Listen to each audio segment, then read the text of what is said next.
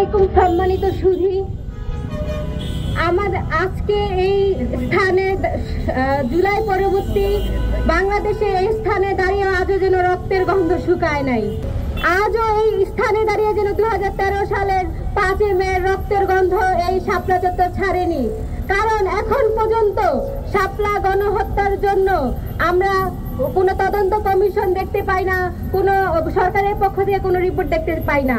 আমরা জানি 2013 সালের 5 মে হেফাজতের নেতৃত্বে বাংলাদেশের কিন্তু আপামর জনতা এই শাপলা চত্বর ঘেরাও করেছিল। তাদের উদ্দেশ্য কি ছিল?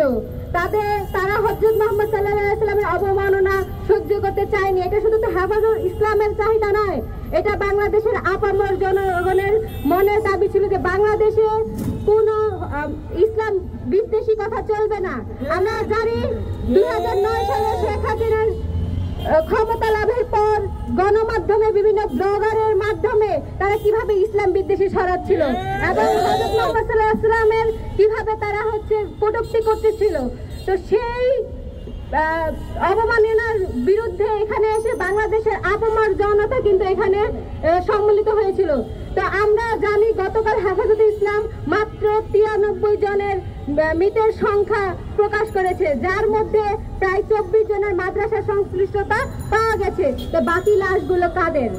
বাকি লাশগুলো বাংলাদেশের আপামর জনতার। কেউ ছিল রিক্সা চালক, কেউ ছিল ভ্যান চালক, কেউ ছিল মাছ বিক্রেতা, এমন বাংলাদেশের আপামর জনতা ছিল। আর আমরা জানি যখন শাপলা গণহত্যা পরিচালনা করে সরকার, তখন সে দাবি করেছিল যে এখানে কোনো হতাহত হয়নি।